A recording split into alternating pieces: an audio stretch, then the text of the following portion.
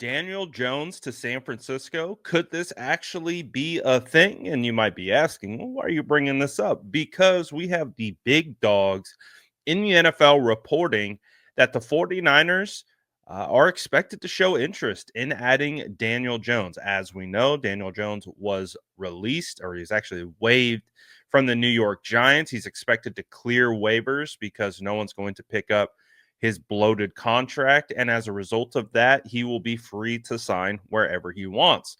So, as you can see from this report, Ravens, 49ers, Vikings, Lions, Dolphins, all expected to show interest in Daniel Jones. But let's talk about like how realistic it is that the 49ers actually land Daniel Jones. Now, obviously, they already have Joshua Dobbs, who 49er fans are pretty high on.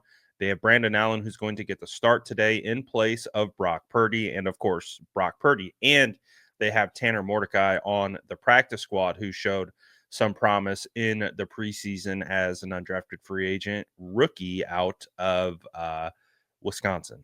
So let's talk about this. Are the 49ers seriously going to consider to show interest in Daniel Jones? And my answer to this question is yes, I do. I do think they will show interest. I do think they will actually be trying very hard to get Daniel Jones in the building because for multiple reasons. Let's talk about obviously he has a ton of experience. He's been in an organization that just is, not it's not gone well, right? The New York Giants just unfortunately under Daniel Jones' time has just not been a good team. And so when you look at the San Francisco 49ers and you just look at what they were able to do with Sam Darnold, you have to think of that as a developmental situation. I think the 49ers are kind of viewed as like a spot where quarterbacks want to play. We hear Steve Young talking about it all the time. He wishes he could play under Kyle Shanahan and in that scheme. And with Sam Darnold's success as the starter with the Vikings after having one season as the backup with the San Francisco 49ers, and we already understand Kyle Shanahan's scheme has splintered off and is, currently being ran in half the offenses across the league. So if Daniel Jones could get himself into that system and start to learn it now and, get up to speed with it, it makes sense not only for the 49ers to add a quarterback of Daniel Jones' caliber who has a ton of starting experience, still relatively young, but for Daniel Jones to come to the 49ers to learn behind guys like Brock Purdy and be in that quarterback room potentially with Joshua Dobbs. And so it's going to be fascinating to see how this potentially is managed because, well, the question becomes if they do add Daniel Jones, do they release Joshua Dobbs? They got to make room for, Daniel Jones if this is the case. I know Daniel Jones hasn't been a great quarterback, but you have guys like Jonathan Feliciano in the building who played with Daniel Jones. Feliciano was posting about Daniel Jones after his release. He actually even compared Daniel Jones to Sam Darnold. He said Daniel Jones is going to have a Sam Darnold type redemption arc, and he posted that onto his Instagram story. So, I get it. If the 49ers can insulate their quarterback room and they can add a guy like Daniel Jones, especially with, the injury to Brock Purdy and he's dealing with the shoulder and obviously he's got the elbow from previous situations. I could see the San Francisco 49ers making this move. I really could. I could see it being beneficial for both sides. I could see Daniel Jones wanting to play for the 49ers, getting a fresh start, getting to learn that offense like we already talked about. There's a lot of weapons in San Francisco.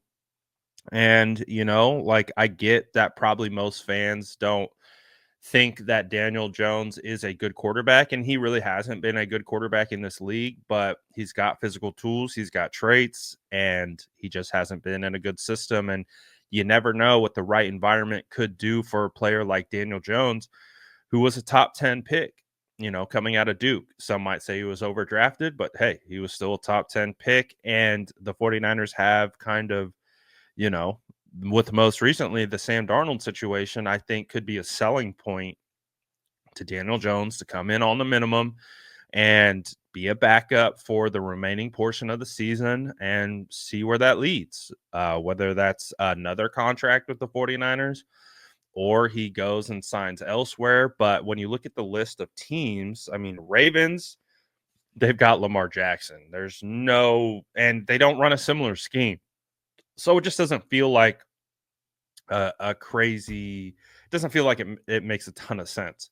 With the Vikings, they obviously have Sam Darnold, but they also have J.J. McCarthy in the wings. Now, obviously, Daniel Jones would be a depth piece behind Sam Darnold. They run a similar scheme as the San Francisco 49ers, so that could be something as well. So that's an interesting thing. The Lions obviously would sit behind Goff.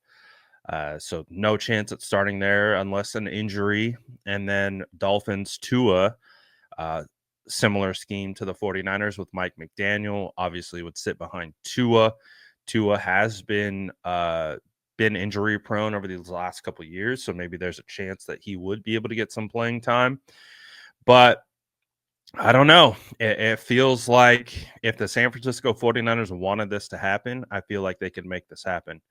So it'll be fascinating to see if they do make this happen, if they do really show serious interest in Daniel Jones and, you know, bring him in.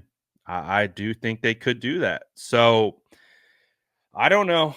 It's a wild ride, and we heard from Adam Schefter that, you know, with Brock Purdy and his health being a potential concern for adding Daniel Jones, he did mention that their expectation is Brock Purdy does return to be able to play against the Bills.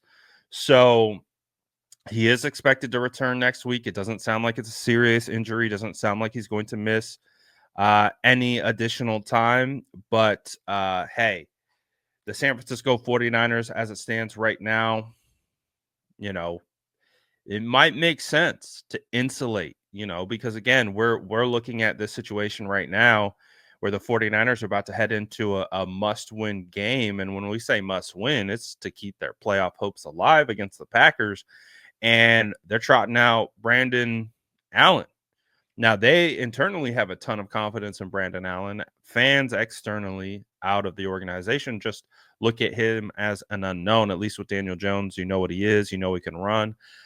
You know, he's got a strong arm, just kind of been deer in the headlights, which seems to be the case for a lot of New York quarterbacks, whether with the Giants or with the Jets. So maybe going to the opposite coast, you know, where the media isn't as, you know, vicious as they are in New York, give him an opportunity to learn behind Brock, learn in that room, and learn with Greasy and all those different guys, and it could be a benefit. So I could actually see it happening. But can you see it happening? Does this make sense to you? Let me know in the comments below. And as always, make sure to like and subscribe for more updates.